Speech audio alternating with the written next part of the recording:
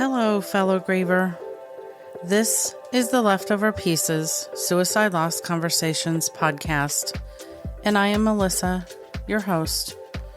This week, you have found yourself with me for one of my shorter, solo Down the Rabbit Hole episodes. Here, I take you with me on a journey of sorts, through thoughts in my own griefy mind. Some days, I may tackle topics as if I am in Alice's shoes, slaying the Jabberwocky. And on others, I may end up in my own pool of tears. Or I may just go a bit sideways and paint the proverbial roses red. But I always promise an adventure. So let's dive down the rabbit hole and see just what sorts of madness we might discover together. I am glad you have joined me, because while I do know how lonely this grief is, I also believe we needn't be alone. Welcome. Hello, fellow griever, and thank you for listening and tuning in today to Season 5, Episode 25 of the Leftover Pieces Suicide Loss Conversations podcast. And I'm Melissa, your host.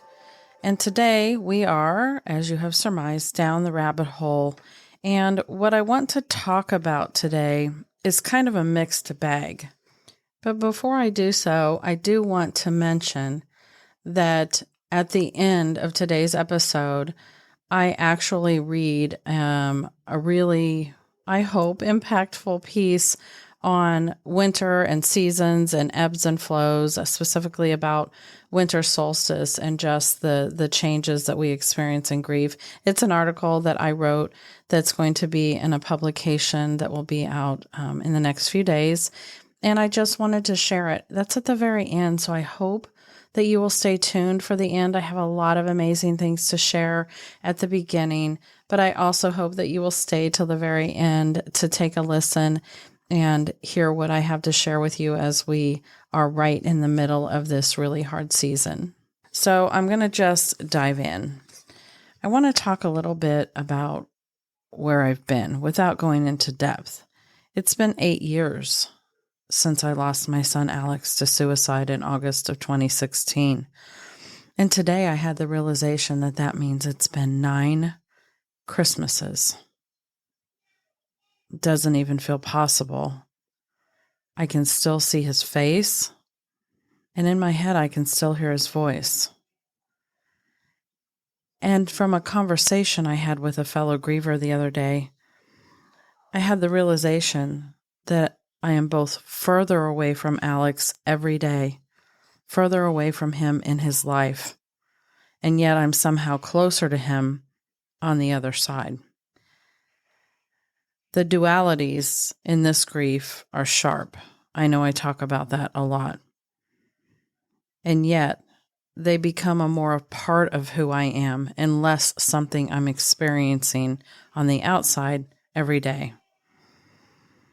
Today, I'm feeling a little nostalgic, which may be what leads me to talk about such a diverse set of things today. But as of yesterday, this podcast is 4 years old. I can hardly believe it. I remember when the idea of this podcast came to me. I remember what I said to my husband, and I remember where I was sitting. And that was about 5 years ago. It took me almost a year from the time I decided, and yes, I'm putting that in air quotes, from the time I decided to do the Leftover Pieces to actually getting it launched.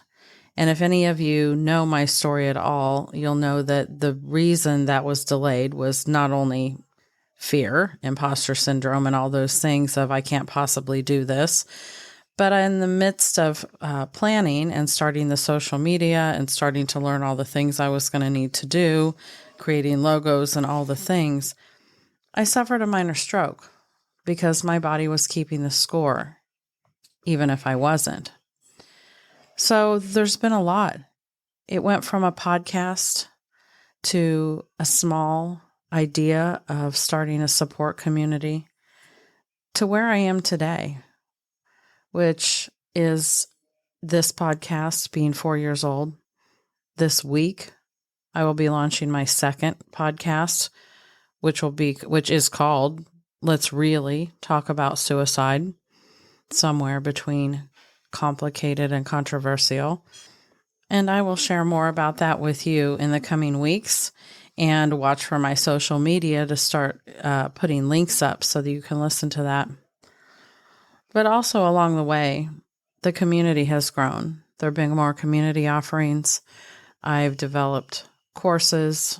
I've written more books. There's more books coming. The community has grown exponentially, and that's both an honor and it makes me sad. Again, with the ands that are such a duality, right? And as I approach 2025 and I look at the different shifts that are occurring, it just makes me think. It makes me think about the big year ahead that feels like is so full of impact and reach. And yet, this still isn't what I ever wanted to do or could have imagined doing in my life. I would trade it all in a heartbeat. I would go back to feeling like being a chef, what I used to do, had been the greatest possible career I could have ever had. And here's the thing, I just said that, and it isn't like I see this as a career. But that doesn't mean I don't take it seriously. I actually take it more seriously than anything I've ever done in my life. But it feels like a calling. It's something I get up driven to do, and it's something that I can do endlessly, providing support, finding resources, finding ways to help. And don't get me wrong, I preach and talk a lot about how I have to take care of myself and how self-care for me is now better than it's ever been, out of necessity, by the way, out of learning that if I didn't do that, there could be issues. And remember me mentioning that stroke? So yeah, there could absolutely be issues if you don't take care of yourself. And it's really hard to live in a space where you realize you are living your worst life and possibly your best life right next to each other. That's a lot to take in. And I know for anybody that's new in grief, that's a foreign concept, and that makes sense. But I'm going to pivot for a minute and talk about 2025. It looks to be a big year, full of impact, with opportunities to reach more and to provide more resources to grievers and to people seeking to make change. I have some big announcements that are going to be coming, and I'm very anxious to share those. But today, with the nostalgia leading the way, I found myself looking at all of the different things that I have done and looking ahead at the things that are before me. And so in front of me right now, I have this beautiful small pile of resources that I want to talk about. Resources that I hope will bring you some softness to the season that's ahead of us. Because as I sit here recording, next week in the United States, we have Thanksgiving, which officially marks the countdown to Christmas in the United States and Puerto Rico, as it may be for me. But speaking of Christmas, this week, we had family discussions around how we view Christmas, or I should say the holiday seasons in our household now. We still celebrate Thanksgiving and are looking forward to having a lovely meal together full of all the traditional treats, but we don't celebrate realistically Thanksgiving and what it was originally intended to be, because as many of us know, a lot of what we were taught isn't necessarily accurate, but it's come to represent that time of year after fall and into winter where we start to celebrate what we're thankful for as we round out the year. And that's what we choose to look at. And then we are moving into what, is Christmas season or Hanukkah season or the holidays, if you celebrate something else, or for those of us that tend to just celebrate seasonally, it's the season of Yule and the season of going into winter and winter solstice. Brings me to one of the things I want to talk about, which is some of these resources that can hopefully help make it soft. And one of the things that I'm going to talk about involves an article that I have submitted or that I've written for a publication that I'm going to be regularly submitting articles to. It made me decide I not only wanted to highlight this publication, but I wanted to talk about some of the amazing people that have been in my life and that you can either read about in this publication. Actually, everyone I'm going to talk about today is in this publication, but they also have other things going in their life that I want you to know about. And I just feel like the more resources we can garner, the better, and especially at this time of year. So the first thing that I want to do is talk about a lovely, amazing woman that I met recently. And many of you may recognize her name because she was very recently on the podcast. Her name is Erin Bleckman. And Erin and I had a conversation regarding her journey into suicide loss after losing her amazing son, Max.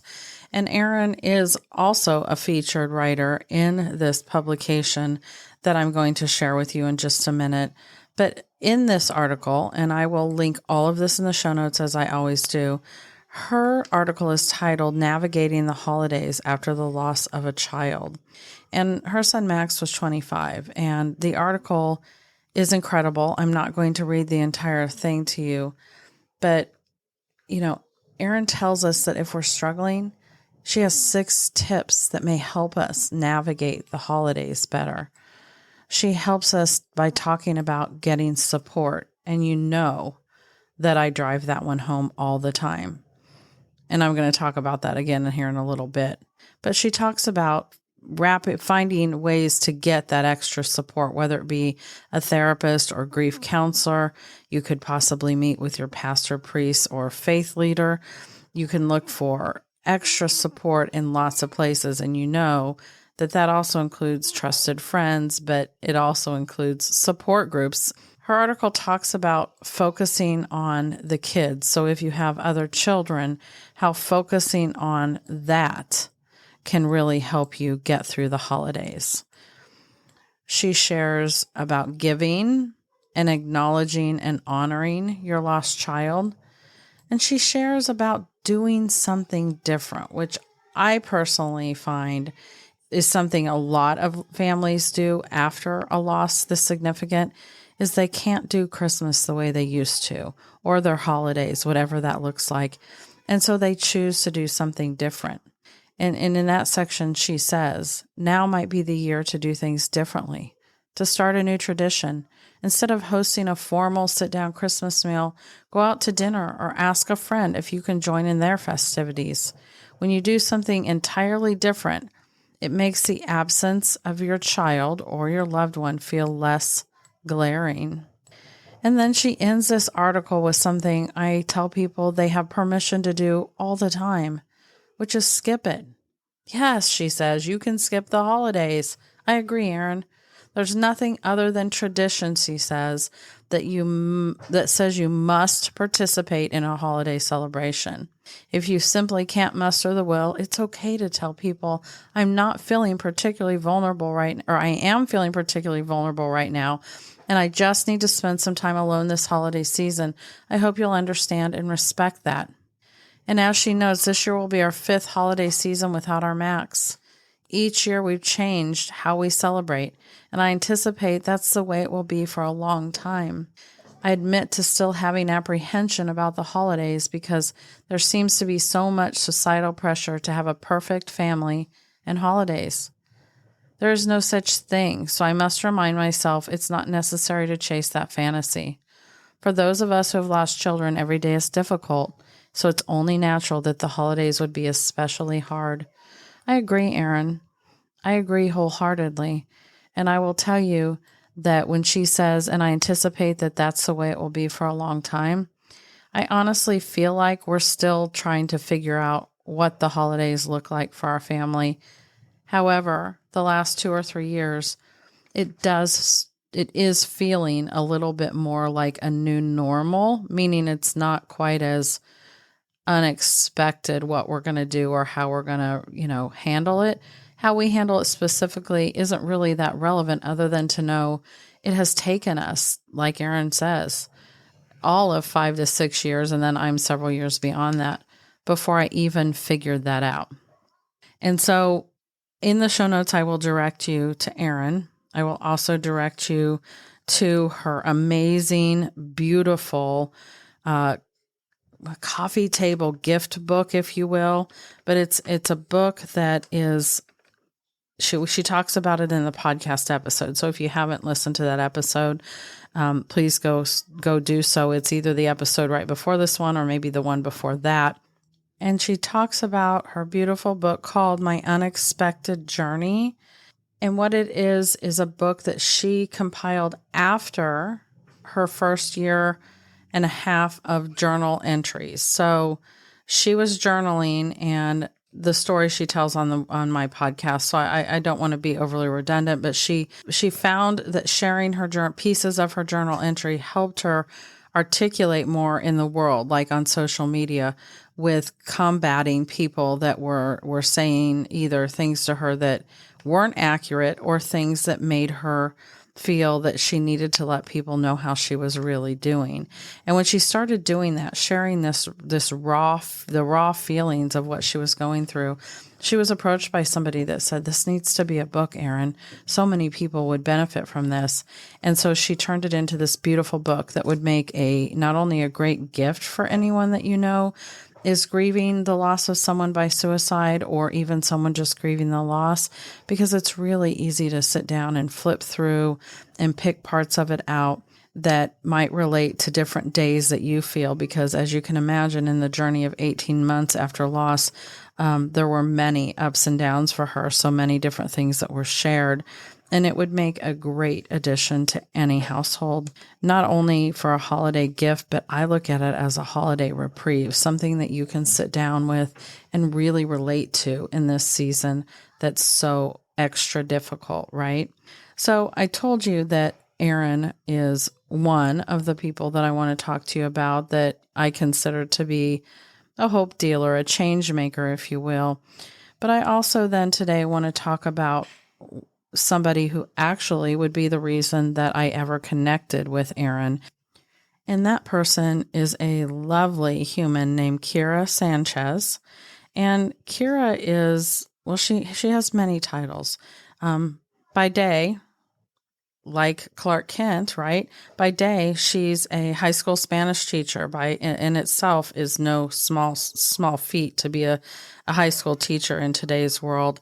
And then by night, as she dons her super person cape, she is the author of The Legacy Letters and No Legacy Lost, both books that she put out in 2023.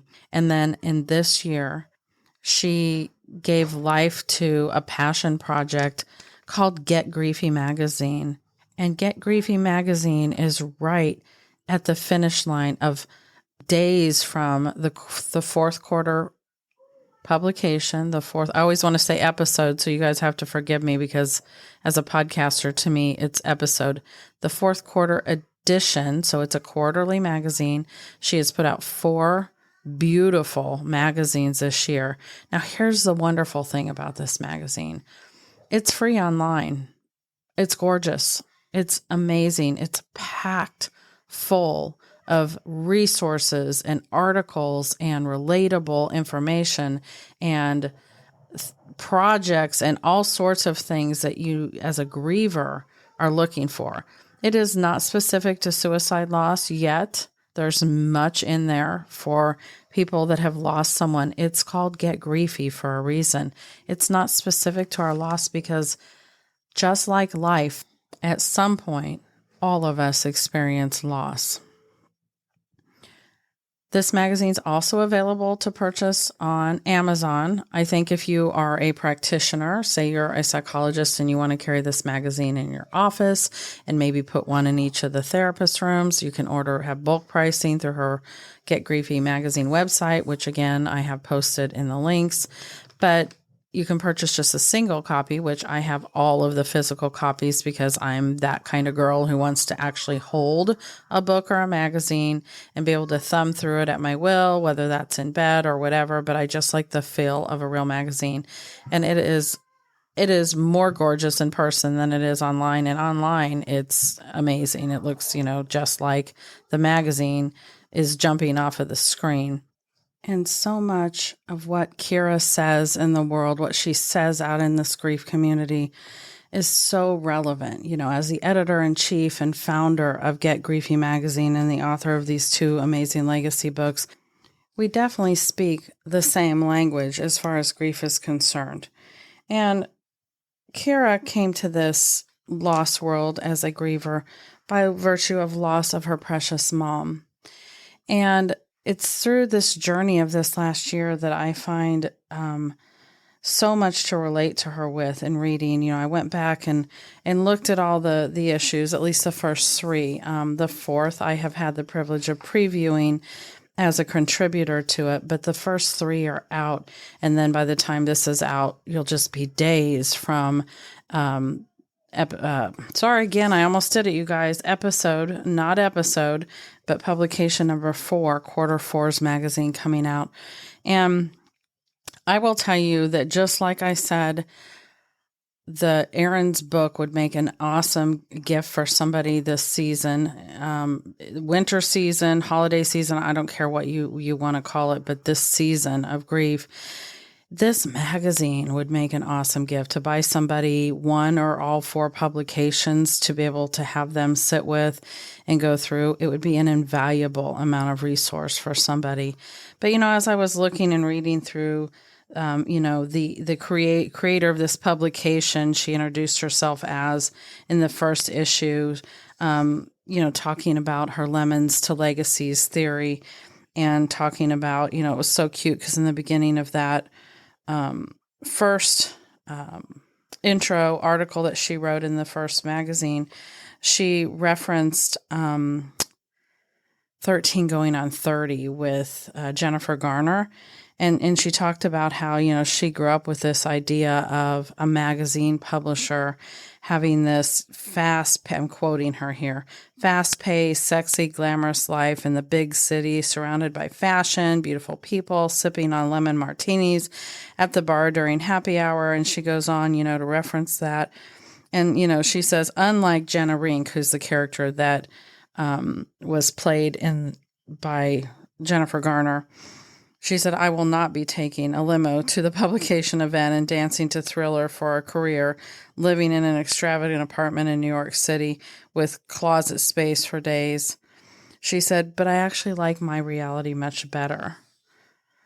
She says that everything has worked out fine except for one thing: the unexpected and untimely death of her mom in 2022. And her mom was only 57. You guys, that rings so true for me, so hard for me to hear as I'm about to turn 56. And one of the things she says in this is grief, like an onion, forces us to peel back layers and decide how we want our life to look after loss. I talk about that a lot too, and I couldn't agree more, Kira. It's not all black, sad, and tears, she says. There is still joy. There's still happiness, and there's still so much to live for. Those are kind of the guiding principles of, I think, what, made her decide to put this beautiful project into the world. And as I'm, honored enough to be previewing the 4th Quarter magazine in front of me, and I'm looking at this beautiful note that she wrote to everybody in the very beginning of this one, one thing she talks about is so much up my alley, you guys. She says, she starts the opening this way, and it's kind of, a letter from editor type of a piece here. Winter, spring, summer, and fall, 4 seasons of Get Griefy, and 2.5 years without my mom. If someone had told me I'd be here today, standing at the center of so many intersecting roles, I wouldn't have understood. I feel as though I have 2 feet planted firmly in different worlds, very different world, she says. And I agree with her. Man, that feeling is prevalent so much, is it not? Then she goes into this space that, man, I live in heavily. It's the and space, you all. She says, my work in education and this passion project, civilian life and military life, holding on to grief and holding on to life. She talks about choosing life more decisively than lingering in uncertainty. She said, though, there will still be times I dip a toe back into grief. It's part of me I won't ever cut off completely. So I can't say it loud enough. Look at Get Griefy magazine. Click the link in my show notes. Take a look at the online magazines. And if you're a physical, I want to hold it person, you will not be disappointed. This is the gift that keeps giving. Every time I open these magazines, I see a story that I hadn't read yet. I notice an ad that I didn't notice before that has an amazing grief-centered product that will benefit. I can't sing its praises enough. Now, right after the opening of this publication, there's also a beautiful article by an amazing woman named Nina Rodriguez. And this is, she's the podcaster of the podcast Grief and Light. And this article in the Fourth Quarter magazine is called Stigmatized Losses. And she lost her brother to, I believe, a fentanyl or drug overdose. But she, starts off this article by talking about when it comes to stigmatized losses, whether from suicide, overdose, murder, or other socially judged circumstances, the burden is exponentially compounded by societal expectations, shame, and silence. And it just goes on from there. I mean, I'm just highlighting a couple of people that that are here in front of me to look at, because I could just keep going through this magazine and highlighting all of the amazing contributors to it. And maybe over time I'll be able to do that, to highlight some of them, hopefully have many of them on as guests, as applies to you all, my audience. And then right after that, I'm so honored to have the next space in there with my article. And I'm going to share that with you in just a moment. But what I want to do now is talk briefly about another amazing person that is in this publication as well, but that I will segue to another project that is her passion project as the main part of what I want to bring up with Blair Kaplan Venables, who I have had the distinct honor of talking with and now working with as I plan to be a part of the project that I'm about to share with you. But, I was really drawn to Blair's article. She was the featured cover story in Quarter 2's publication. And, I'm not going to read any of her actual words. It's an amazing article. It's worth the read. It's beautiful. This whole magazine is just beautiful.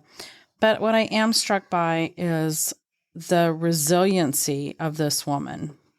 And she actually, in this article in the second magazine of the year, she has in the middle of it, Blair's Road to Resilience. And she talks about her starting point being that drug addiction broke apart. And it's like a timeline. Drug addiction broke apart Blair's family and caused a strained relationship with her father.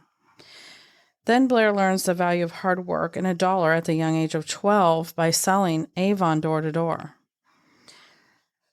Then, the start of her career, and through professional development, Blair acquired the skills needed to facilitate a reconciliation with her dad. In 2018, Blair's father was diagnosed as terminally ill. And then together, in 2019, the Global Resilience Community and Project was begun. In 2019, Blair's car accident happened on the way home from her grandfather's funeral. In 2019, Blair's husband suffered a heart attack and needed open heart surgery. In 2020, Blair's father-in-law passed away, and she experienced a tragic miscarriage. In 2021, Blair's mom also passes. And then in 2022, her father died. And at the end of that timeline, she says, today, I'm just getting started. She is a global resilience powerhouse, the founder of the Global Resiliency Project, which has now been rebranded as Resilient AF. So GRP, Global Resilience Project, is still, I think, the company name or the project name. And now Global Resiliency Project book is out. It was the first one put out. Resilient AF is out. And I am being honored as a person being featured in the Resilient AF 2 book that will be out at the end of January. So there'll be more to come. And I'm so excited to be able to share that with you all, because it's going to be my honor to be a part of a book that contains 50 different compilation stories of hardship and resilience that will just be absolutely incredible and inspiring as this beautiful woman is, that started the entire project. I'm just inspired every day by these hope dealers and change makers in the world that take what would otherwise knock us down and turn it into something of hope. And I'm going to talk about this amazing Resilient AF Stories of Resilience project that I am looking forward to seeing my story as a part of. Because in the front of the first one, the second book, the first Resilient AF, she talks about the book and what to expect. And it may resonate with some of you listening, and you may want to click the link to see about submitting your resiliency story to this project. But this book aims to help inspire you to be resilient and show you that you're not alone. Resilient AF Stories of Resilience is a collection of stories of resilience from around the world. Telling a story can be a powerful part of your healing journey. And we created a safe space for people to share and read stories of resilience. It's helpful to read other people's stories when going through a tough time, because they can inspire you to move through your challenge and feel less alone. Here's what they're asked to do. And so the stories in one sentence, the people that are asked to submit them are asked in one sentence to explain a situation where they were resilient. They're asked to share their story. So what did you feel? How did you react? Basically sharing their story. How did you practice resilience when faced with this challenge? Please share one piece of advice for people who are going through a similar challenge. And we also have our co-authors submit their stories by following their creative flow, which we love. So those are the things you can look forward to reading if you decide to purchase or look to get one of her beautiful books. Again, linked in the show notes. And as I round up talking about this and get closer to reading what I want to read as we end, I want to remind you that as you're going into this season, as we're in this season, if you will, to be sure to remember to look for support. If you don't already have a strong support network, finding one, in my opinion, is vital.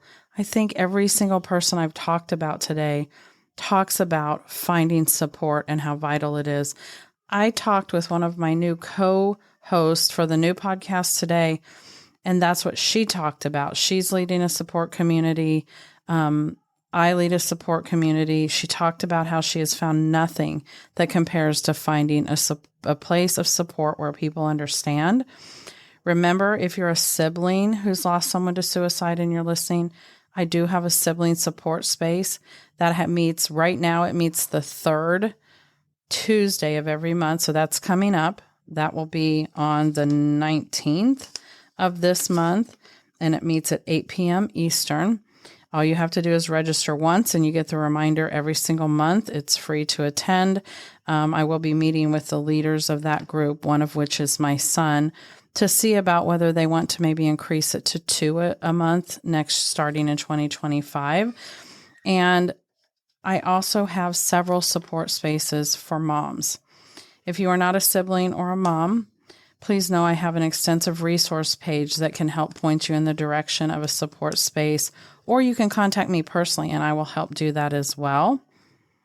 So as we get close to the end of today's episode, I want to be able to welcome you if you're new to this community. But as I say welcome, that comes with a heavy heart, because this isn't a space that anyone wants to welcome somebody in. My welcome comes with open arms to tell you that I'm sorry you're here, but that I'm honored to hold a space for you.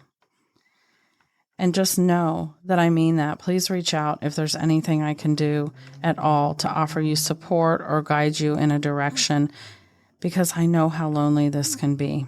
I also want to remind you to look for that new podcast in the very near future. It is launching this week, so you can start looking for it then. I will start putting social media out by the end of the week. It's kind of the soft launch, if you will, as you know, it's kind of intended to be an official launch for 2025, but I couldn't wait. It's a project that's been on my heart for almost 3 years, but like a lot of things that I do, I knew the time wasn't right 3 years ago. I wasn't ready and the time wasn't right, and that's part of it. Time has to be right for me, and for many reasons it wasn't. But just like the leftover pieces, which will continue, and actually I'm going to go back to trying to post every week or as close to that as I can get, at least 3 times a month, and trying for 4 as much as possible. I know that's been a challenge this year, and many of you may have noticed that there hasn't been as many episodes coming out. That's been due to many different things going on in my personal life mostly, but that looks to change in the near future, and that's my goal, to get back on track with every other week being this episode of the Down the Rabbit Hole, and then guest spaces the other weeks, and that will be back on track by 2025. And I hope that you will also consider going to the show notes to look at all these other things that I talked about. Please consider getting on my email list. I do not send out emails very often. I try to send out 1 email a week, and then if something's going on, I will send an update, but I keep a calendar on my website. So if it's something pertinent that you need to know about, it will be on the calendar, and that keeps me from having to feel like I'm inundating people's email boxes, because I don't like to do that. And I will also be sending out or at least putting it out in social media and putting it in some of my emails as these books and different things come out. I will be sure to let you know. So now what I want to do is just take a moment to thank you. Feeling a bit nostalgic again as I near the end of this episode on the anniversary eve of 4 years of the Leftover Pieces, Suicide Loss Conversations, and not knowing if there's an end in sight. I'm sure at some point there will be, but I don't see it yet. The need is so great for us to feel connected and not feel alone. And as long as I have something to share, and as long as people are there to listen, I plan on putting out the podcast. But I couldn't do this without you. And I do it for you. I do it for myself too, but I do it for you, the listener, the griever, the person that feels all of the things that I have felt too and am still feeling. So thank you. Thank you from the bottom of my heart for listening, for all of you that reach out and write emails and send messages. I try my hardest to answer them all. If something's gone unanswered, I'm so sorry. Please know I've read it. I read every single thing that comes to me, and it means more than I can possibly tell you to hear from each one of you. And again, I do my best to respond. I'm human and I'm a griever, so things do fall through the cracks. Sometimes my memory or things get shoved back so far in an email or something that I didn't realize I didn't get replied to. I've even found messages later that I did reply to and then didn't hit send. So I don't know if anybody's had one of those moments or not, but then sometimes it feels embarrassing to hit send and do it at that point. So please, if you've reached out, keep reaching out if you want to, and know that you can always reach me, and know that my heart is filled with gratitude this season for each and every one of you. And I hope you will continue to listen. And now what I'd like to do is close today by sharing the article that I submitted to this publication. And the article is called Winter Solstice, Embracing the Darkness of Light and Grief. And it doesn't specifically deal with suicide loss, but it specifically deals with symbolism and dualities and grief. And I hope that you will enjoy this. And I hope that you will take a peek at it when it's in the magazine. It starts. Symbolism and dualities play a massive role in life after loss, in grief. We all hear them. Grief is like an ocean. It comes on waves, ebbing and flowing. Sometimes the water is calm. Sometimes it's overwhelming. All we can do is learn to swim. In a duality like grief, we can be both sad and happy, not just one or the other. Can mere euphemisms, metaphors, or analogies really get me through a hard season? I say yes, they can, or at least make us see things so that we can take it in and then apply it. In my words, it can simplify difficult concepts just enough so that we can take action in our lives. So why does this matter? Well, if you are like me, you may have woken up one morning recently with a heavy sense of dread, only to realize the why later, that it has happened. We are officially in the dreaded holiday season.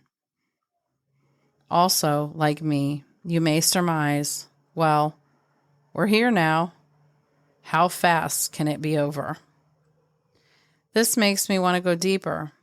I want to explore embracing a metaphor to survive a harsh reality, or at least allow us to locate the tools to do so.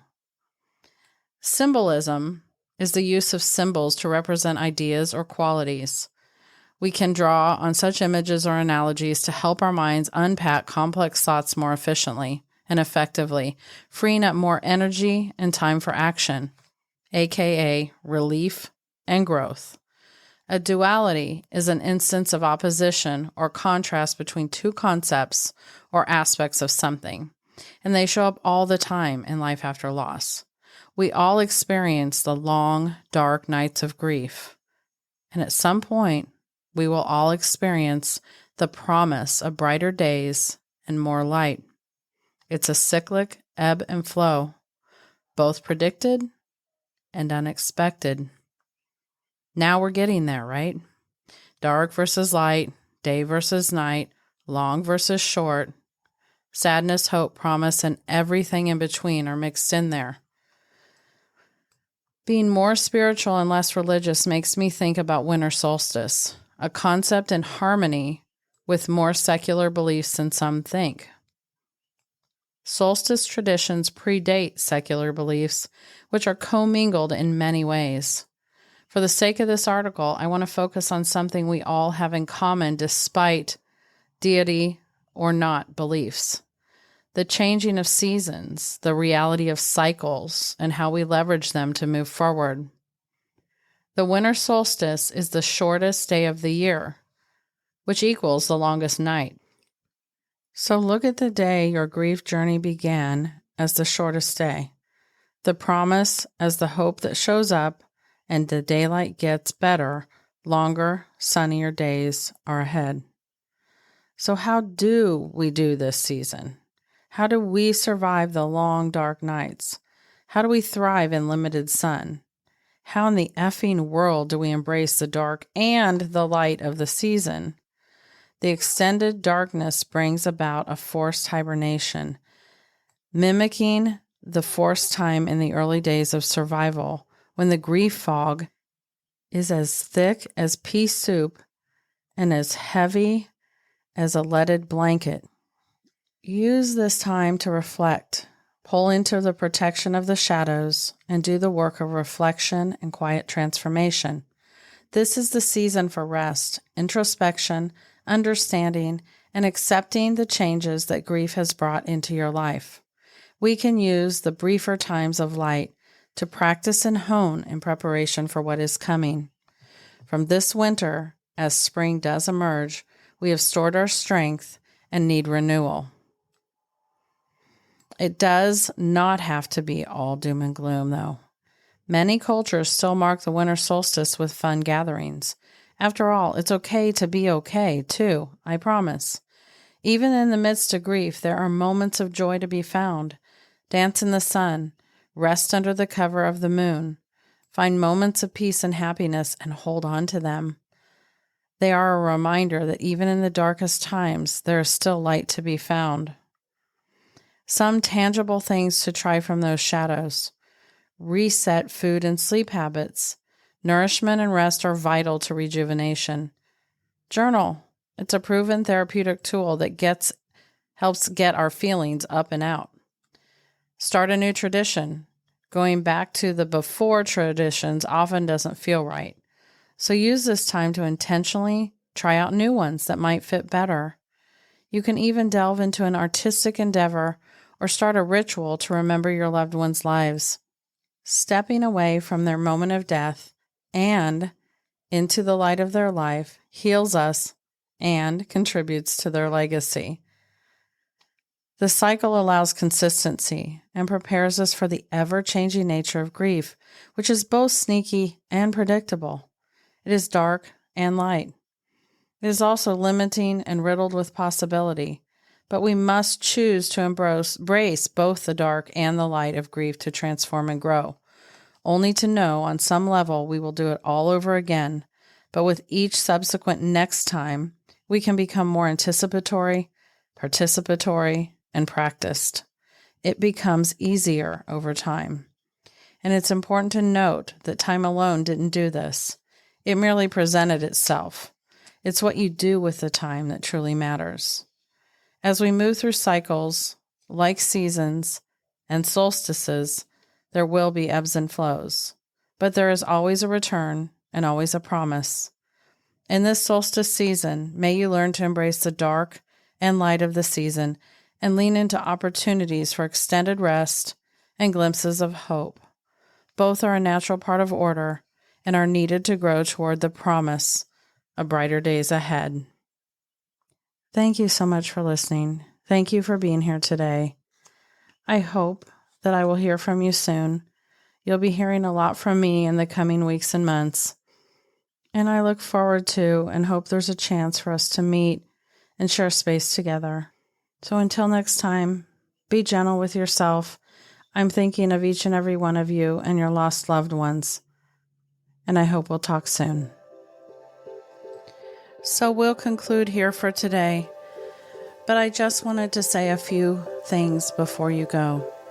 If you're new to the podcast and have not listened to the very first episode called Intro Episodes Start Here, all the way back at the beginning of Season 1, I would encourage you to do so that you know what to expect from the leftover pieces, because I do have several different styles of episodes that I record, and we do release weekly, almost all of the time. So I hope that you will come back often to join us in this community of suicide loss survivors. If you have not already, also, I would encourage you to check out theleftoverpieces.com, where you can find and have access to all of the things that I currently offer.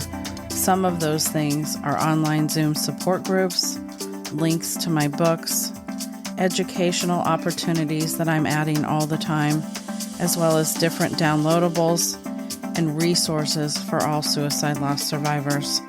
And if you or someone you know would like to be a guest on the podcast, or you'd just like to connect with me for any other reason, you can do it through the website as well. So until next time, I just want to remind you that I know how lonely this grief is, but you don't have to be alone. Talk soon.